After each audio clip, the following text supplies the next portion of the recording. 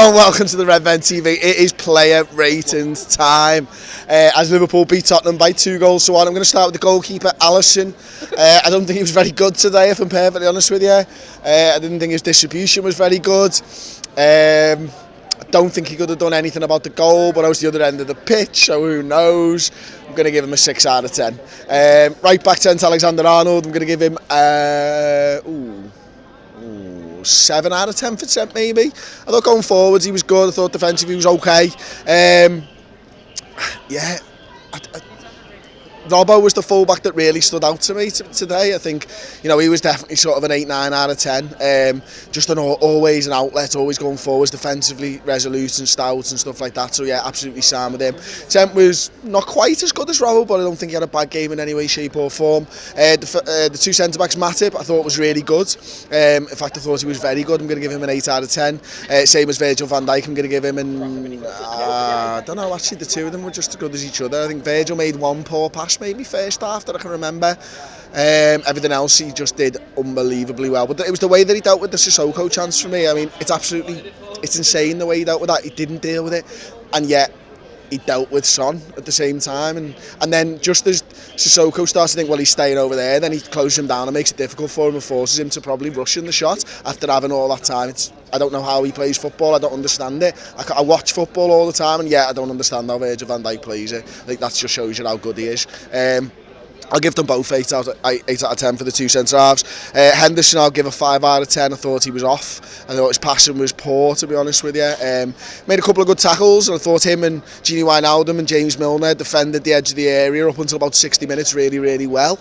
But when he had the ball at his feet, there's a few passes that I just thought were a little bit off and stuff like that. So not the best game for Jordan Henderson, one to forget certainly. Gini Wijnaldum, late on in the game, he was the one breaking from midfield, trying to get down that right-hand side and stuff, and that tells you all you need to know about his heart and his desire and his fitness, I suppose. But again, I didn't think the midfield was very good all round, to be honest. I thought they were a little bit non-existent today, actually. And, Tottenham were trying to go down the wings and try not to play into one of our centres, but we were a little bit slow getting out to the wings to try and cut them off and stuff like that, and that's all of those midfielders. I thought Henderson was the poorest. I give Gini probably a 7.5. I give James Milner a 7.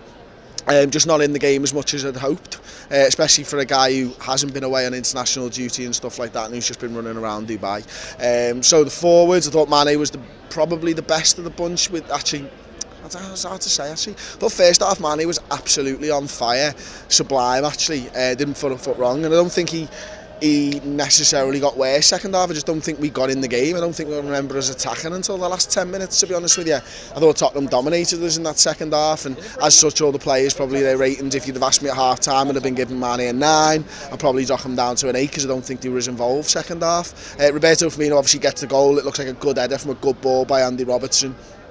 Headed it right down into the corner and stuff like that, and his link-up play first half especially was absolutely magnificent. He's popping up those sort of, the way he curls the ball, like he's hit it with the outside of his boot with the instep of his foot, it's just incredible. He did a couple of them that nearly snuck through and stuff like that, but always there and linking up with Mo Salah, trying those 1-2s, and Mo was so close to getting the ball and drilling it across goal or having a shot off himself, but good defending by Tottenham Hotspur. Stopped him from scoring a goal earlier on in the game. Mo Salah, I'm going to give him an 8 out of 10. He kept on persisting though, that's the one thing with him, and going against 3 centre-halves, 2 very good centre-halves. I thought Liverpool would get the better of it, but Tottenham, as I say, changed something second half and were much better. Kept our forwards out of the game. We were resorting to long balls over the top and stuff, and their defenders were dealing with that pretty well, all told. So yeah, I give Mo an 8. I give Bobby an 8 and Mane an 8. Why not? Fabinho, when he come on, thought he was brilliant. Again, just picked up exactly how he's been playing over the last few weeks and stuff like that, so I'm going to give him an 8 out of 10. Divock Origi, I'm going to give a 7 out of 10. He was trying to get past his man, trying to get past that right back, trying to whip the ball into the box, trying to make something happen. Had a free kick that went through the wall and won us a corner as well.